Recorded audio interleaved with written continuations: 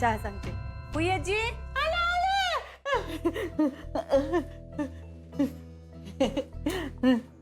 अर्जुन, या कोण आहेत?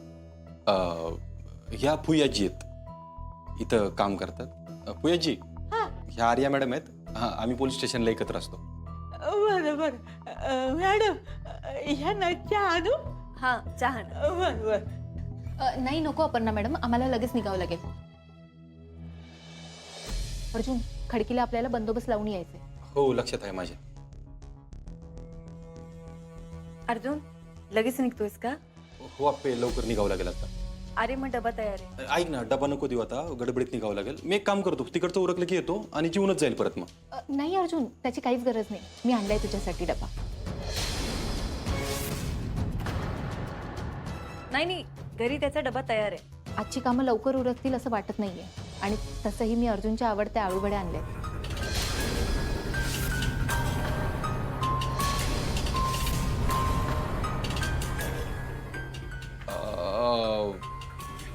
आर्या, तिकडे लोक वाट बघत असतील, निघावं लागेल आपल्याला लगेच. बरं, येतो मी. हो येते बाबा. बापू, बघितलं का? या बाईची लक्षणं काय मला नीट दिसत नाहीत बरं का. होय, काय भाषा झाली तुमची? हे काय बोलताय तुम्ही? मोना अगं, हिला माहित आहे ना की दाजींनी अमोलबर आणि दिदीबर राहायचा निर्णय घेतलाय. मग हिला कळत नाही का? आळूवड्या काय घेऊन येत्या, डबा काय घेऊन येत्या. मग ही सगळं बघून काय आरती करू मी तिची? दिप्या, शांत हो जा. आपलं नाणं खणखणीत आहे ना, अर्जुन त्याच्या निर्णयावर ठाम आहे ना, मग आपण काळजी नाही करायची. काय जरी झालं ना तर हिला आता सुट्टी नाही. माझ्या ती तिला शांतपणा शिकवती काय. बघतोच आता हिच्याकडे मी. बापू, निघतो आता मी, मला जरा आवरायचं आहे. काय आता थोड्या वेळ आधी म्हणलास ना मला आज दिवसभर आराम करायचा आहे. अगं दिदे, ती मला एक अचानक काम आठवलं, मला निघावं लागेल. दिप्या मी आवरतो.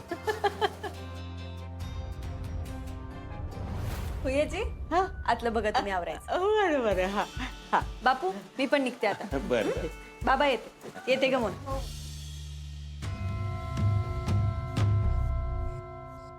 आता सगळं झालंय ना, मग ही तुमची मावशी अशी घरात येतच राहणार आहे का? काय? अरे मुशाली, हो छोटे सरकार. काय ग मनाबाई, आपल्या साहेबांचा साखरपुडा झाला होता ना हिच्याबरोबर. हो भुयाजी. काय वया, कसली पोरगी आहे ग. एवढा साखरपुडा मोडला तरी घडला काय येते, दव काय आणती. हो मुमा, काल आत्या मावशीने मला बाबा बरोबर गरज आणि साहित्य पण पाठवलं होतं. हो छोटे सरकार, मला ना हा त्यांचा नवीन प्लॅन वाटतोय.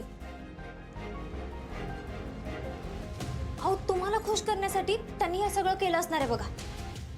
मुमा, मी सिंपाय. आता करायचं काय याचाच विचार करतोय मी.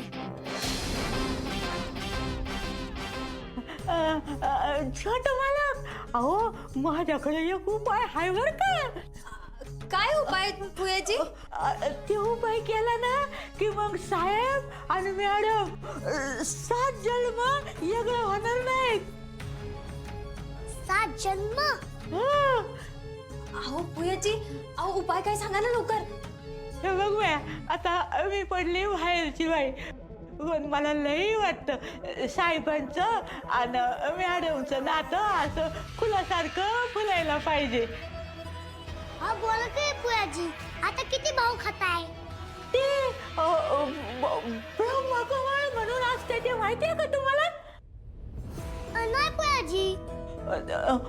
ती ना एक पांढरं फुल असते आणि लई खास असते आणि ते सहजासहजी कुठे मिळत नाही. हा मग आणि ते फुल ना वर्षातनं एकदाच फुलतं आणि एकाच रात्री फुलतं बर का. आणि ते असं लगेच घावत बी नाही कुठं बर का छोटा मालक. पुयाजी, याचं आपण करायचं काय? हो, ते फुल मिळालं ना की घरी घेऊन यायचं आणि मग त्या फुलाबरोबर ना घरात सुख शांती सगळं येतं बघा. भुयाजी, अहो तुम्ही खरं बोलताय का? माझी मा आणि बाबा अशीच एकत्र राहतील ना पुयाजी? राहत्याल. खरंच तुमचा काय माझ्यावर विश्वास नाही का काय? अहो खरं बोलते मी. माहितीये का तुम्हाला ते फुल जर घरी आणलं ना की तुमची सगळी विघ्न निघून जातील बघा छोटं मालक. जी पण ते फुल आपल्याला मिळणार कुठं? बया आता ते तुम्हाला शोधायला लागणार. हा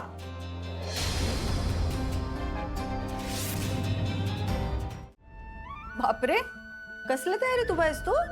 मा अगं मी सगळ्यांची वाट बघतोय कारण आजचं जेवण मी वाढणार आहे ना. बापरे, हे काय आता नवीन? मोमा आणि फुयाजी घरी किती काम करतात बरं आणि मी फक्त शाळेत जाऊन घरी येतो. मग मी काम करायला नको का? अमोल बाळा, तू काम करणार ते बरोबर आहे, पण एवढ्या सगळ्यांना जेवण वाढणं उरकणार आहे का तुला बाळा? नाही नाही नाही, मी आहे ना. आता छोट्या मालकांची इच्छा झाली वाढायची, मी म्हणलं जाऊ दे वाढू दे लेकराला. हा छोटे सरकार ऐका, तुम्ही आज जेवायला वाढणार आहे ना? मी रात्रीचं जेवण कमी केलंय, मला थोडंच वाढायचं. आज नाही बाबा, तू माझ्या हाताने खाणार आहेस ना, मग पोटभर खायचं. अरे पण तू का आग्रह करतोयस? अगं तूच म्हणतेस ना की जेवण शिल्लक नको राहायला, वाया जातं म्हणून. आज सगळेजण पोट भरून जेवणार आहेत असं दिसतंय. फुयाजी, येऊ दे जातं.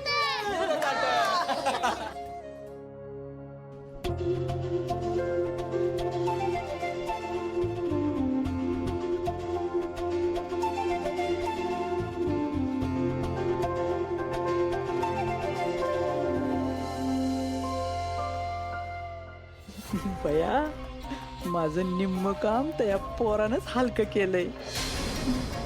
आता खरी मजा येणार आहे.